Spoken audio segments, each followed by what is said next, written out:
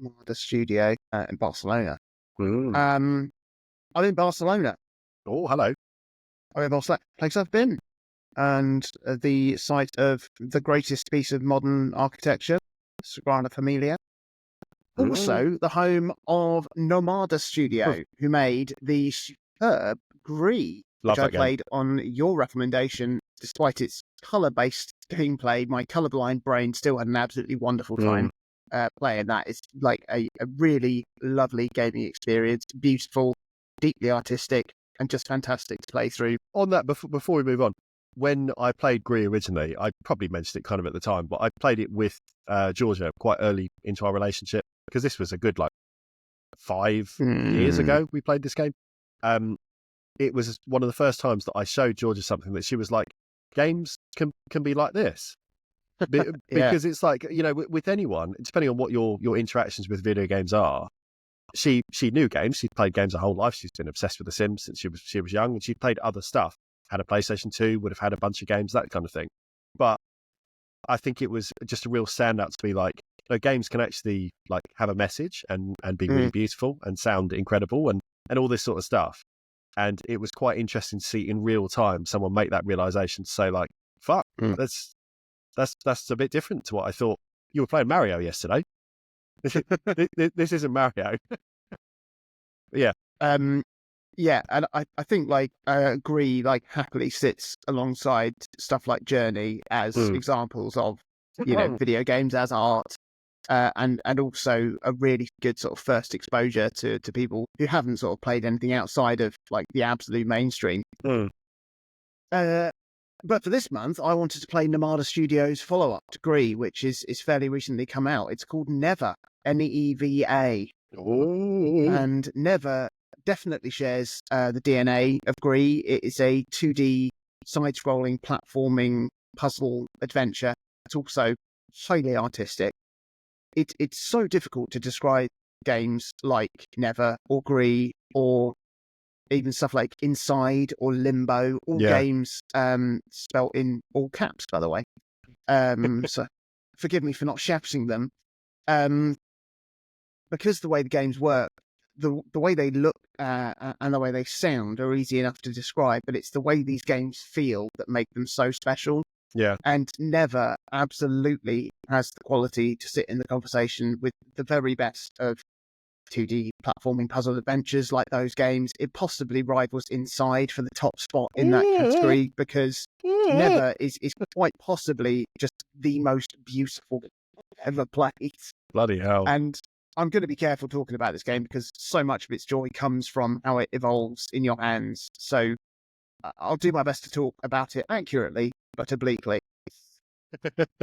In NEVA, you play as a young woman named Alba, who forms a deep spiritual bond with a wolf called NEVA, and you explore this world that you inhabit and try and defend it from an encroaching darkness and defeat the evil forces that are threatening to lay waste to its abundant natural life. It felt like it's taken several pages out of Princess Mononoke's book in terms of telling this primal environmental story. Mechanically, in NEVA, you explore with jumps, double jumps, air dashes, fairly sort of basic sword fighting combat and dodges when taking on the forces of darkness. The wolf NEVA feeds into how you play as well as you progress through the game. Even though the game is only about 4 or 5 hours long, it remarkably sort of conveys the passage of time just extraordinarily well in the way that the gameplay develops. Graphically, NEVA is beyond stunning. It creates some of the most striking images I've ever seen. So many times I wanted to just pause the game, print screen onto a giant canvas to hang in my house. It's so beautiful to look at. I was playing this on the PS5 on my big 55-inch OLED TV, and it obviously runs buttery smooth, and it's just stunning. Musically, the soundtrack to NEVA is wonderful. I've been listening to it a lot since playing it. It's got a hint of Ghibli to it, but also a real hint of the soundtrack to Journey. Yeah, it's the same composer as GRIS, and it's another stunning soundtrack that brings just a perfect accompaniment to the story and the action. NEVA doesn't quite have the mind-blowing ending that a game like Inside has, but then, I mean, nothing does actually, does it? Really?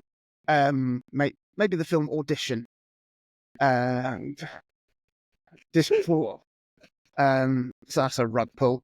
There were times when I was playing NEVA when I was wondering if it was going to stick the landing of like the story, which is all it's pretty much wordless. It's very emotive. It's beautiful storytelling, and I was as with sort of watching anything or reading anything brilliant for the first time, you're just thinking, if you can stick the landing, you can really end it really, really well. This is an all-timer. And I definitely had a tear in my eye as the credits rolled. So well done there. Well Jonathan. done there. I mean, Spain have produced some extraordinary games. Eterna Noctis would be in a revised top 100 list, in my top 10, most likely. Wow. Blasphemous and its sequel are another pair of amazing Metroidvanias, and actual Metroids, Samus Returns and Dread, some of the best in the franchise. GRIS was a masterpiece. NEVA is another masterpiece. You've got to forgive me for not going into detail about the game, because I wouldn't want to spoil it for anybody, especially you, Christelle. Yeah. So I did think, I'll put a spoiler warning at the top of this and then get into it. But then I was like, well, how are you going to proof listen the episode if I do that? So just skip that bit. Just skip the whole chunk.